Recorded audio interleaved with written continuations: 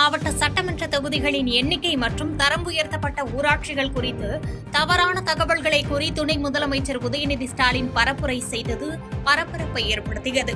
திருமயம் தொகுதிகள் அமைச்சர் ரகுபதியை ஆதரித்து பேசிய உதயநிதி ஸ்டாலின் மாவட்டத்தில் உள்ள 6 தொகுதிகளுக்கு பதிலாக 7 தொகுதிகள் என தவறாக குறிப்பிட்டதுடன் கீழே இருந்தவர்கள் திருத்தியும் அதை கவனிக்காமல் பேசினார். மேலும் பொன்னமராவதி பேரூராட்சி நகராட்சியாக மாற்றப்பட்டதை தலைகீழாக கூறியும் ஏற்கனவே பயன்பாட்டில் உள்ள பேருந்து நிலையம் மற்றும் கல்லூரியை புதிய பணிகள் என தவறாகவும் குறிப்பிட்டார். மத்திய அரசின் மீதான பயத்தால் தான் மகளிர் உரிமை தொகையை பெண்கள் உடனே எடுத்து விடுவதாகவும் அவர் விமர்சித்தார்.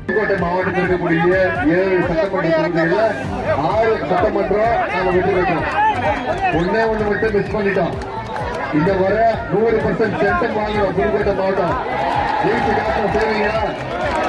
அதே போல அண்ணன் ரகுபதி அவர்களை உங்க இத்தனை பேருக்கு எல்லாருக்குமே தெரியும். நான் அவரை உங்ககிட்ட அறிமுகப்படுத்த வைக்க வேண்டிய அவசியமே இல்லை. அதிகம் அவரை பத்தி சொல்ல வேண்டியதில்லை. அண்ணனுக்கு நீண்ட நெடிய அரசியல் அனுபவம், அவருடைய அரசியல் பயணம் நீண்ட நெடிய பயணம். ஏற்கனவே 3 முறை சட்டமன்ற உறுப்பினராகவும் 2 முறை அமைச்சராகவும் 1 முறை ஒன்றிய அமைச்சராகவும் பல்வேறு சிறப்புகளை உடையவர் அண்ணன் ரகுபதி அவர்கள். தமிழகத்தில் ஆட்சி மாற்றத்தை மக்கள் விரும்புவதாகவும் அதிமுக 210 தொகுதிகளில் வெற்றி பெற்று எடப்பாடி பழனிசாமி மீண்டும் முதலமைச்சர் ஆவார் என்றும் முன்னாள் அமைச்சர் KT ராஜேந்திர பாலாஜி பேசினார். விருதுநகர் மாவட்டம் ஸ்ரீவில்லிபுத்தூர் வேட்பாளர் சந்திரபிரபா முத்தையாவை ஆதரித்து பேசிய அவர் தமிழகத்தில் சட்டம் ஒழுங்கு சீர்குலைந்து விட்டதாகவும் விலைவாசி உயர்வை கட்டுப்படுத்த அதிமுக ஆட்சி அவசியம் என்றும் கூறினார். டெல்லி கருத்து கணிப்புகள் தங்களுக்கு சாதகமாக இருப்பதாகவும் சுமார் 50,000 வாக்குகள் வித்தியாசத்தில் சந்திரபிரபா வெற்றி பெறுவார் என்றும் நம்பிக்கை தெரிவித்தார். தமிழ்நாட்டுடைய ஆட்சி மாற்றம் கட்டாயம் வேண்டும் என்று தமிழ்நாட்டு மக்கள் விரும்ப ஆரம்பித்துவிட்டார்கள். தமிழ்நாட்டில் இன்றைக்கு சட்ட ஒழுங்கு சீர்குலைந்து விட்டது. பாலியல் வன்கொடுமை நடந்து கொண்டிருக்கிறது. விலைவாசிகள் கூடிவிட்டது. இதையெல்லாம் சரி செய்ய வேண்டும் சொன்னால் நல்ல ஜனநாயகவாதி நாட்டின் முதலமைச்சராக வர வேண்டும். அதற்கு NDA கூட்டணி வெற்றி பெற வேண்டும். அதிமுக வேட்பாளர் வெற்றி பெற வேண்டும். இங்கே சந்திரபாபு வெற்றி பெற வேண்டும். திமுக மற்றும் கூட்டணி கட்சிகளின் சின்னங்களை ஒன்றிணைத்து சுவாரஸ்யமான விளக்கம் அளித்த அமைச்சர் MRK பன்னீர்செல்வம் வாக்கு சேகரித்தார். கடலூர் மாவட்டம் சேத்தியாதோப்பில் நடைபெற்ற கூட்டத்தில் பேசிய அமைச்சர் தேமுதிகவின் முரசு, காங்கிரசின் கை, விசிகவின் பானை மற்றும் திமுகவின் உதயசூரியன் ஆகியவற்றை இணைத்து முரசு கொட்டி கை பானையை தூக்கி சூரியனுக்கு படைகள் என தேர்தல் பரப்புரைக்கு ஒரு புதிய கோர்வையை உருவாக்கினார். இது தொண்டர்களிடையே மிகுந்த வரவேற்பை பெற்றது.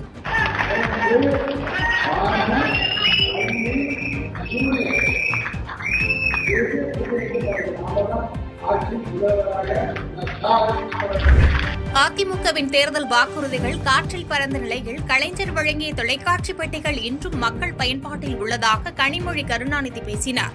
கரூர் மாவட்டம் கிருஷ்ணராயபுரம் வேட்பாளர் CK ராஜாவை ஆதரித்து பேசிய அவர் 2016இல் அதிமுக அறிவித்த இலவச செல்போன் திட்டம் என்னவானது என்று கேள்வி எழுப்பினார். திமுக அரசு செயல்படுத்தி வரும் மகளிர் உரிமை தொகை மற்றும் கிருஷ்ணராயபுரம் தொகுதிக்கான புதிய திட்டங்களை பட்டியலிட்ட அவர் மத்திய அரசு மக்களை வரிசையில் நிற்க வைப்பதை வேலையாக கொண்டிருப்பதாக கடுமையாக சாடினார். அதிமுக மிக்சி கிரைண்டர் கொடுத்தாங்க, ஆனா அது என்ன ஆச்சு? காயலாங்கடையில இருக்கு. தலைவர் கலைஞர் அவர்கள் வண்ண தொலைக்காட்சி பெட்டி தந்தார், என்னாச்சு? இன்னைக்கு வரைக்கும் வேலை செய்யுது. இப்ப நம்ம எல்லாம் வாங்குறோம் பிளாட் ஸ்கிரீனு, அது இதுன்னு டிவி வாங்குறோம். 1 வருஷம் 2 வருஷத்துல போயிருது.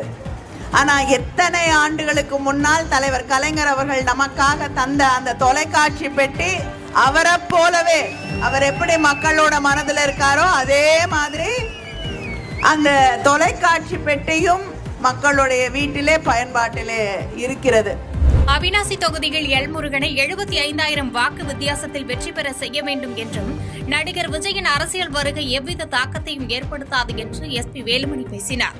பாஜக வேட்பாளர் எல்முருகனை அறிமுகம் செய்து பேசிய அதிமுக முன்னாள் அமைச்சர் SP வேலுமணி எடப்பாடி ஆட்சியில் சட்டம் ஒழுங்கு சிறப்பாக இருந்ததை பிரதமர் மோடியே பாராட்டியுள்ளதாக குறிப்பிட்டார்.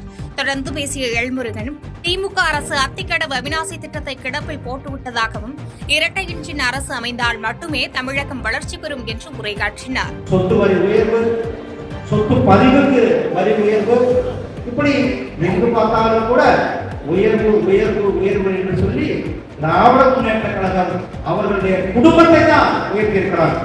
செய்திகளை உடனுக்குடன் தெரிந்து கொள்ள கீழ்க்கண்ட கேபிள் மற்றும் டிடிஎச் நெட்வொர்க்குகளில் எம்நாடு செய்தி தொலைக்காட்சியை காணுங்கள். பாதகம் செய்பவரை கண்டால் நாம் பயம் கொள்ளலாகாது பாப்பா. மோதி மிதித்து விடு பாப்பா, அவர் முகத்தில் உமிழ்ந்து விடு பாப்பா. அண்மை செய்திகளை உடனுக்குடன் தெரிந்து கொள்ள இணைந்திருங்கள் எம்நாடு தொலைக்காட்சியுடன்.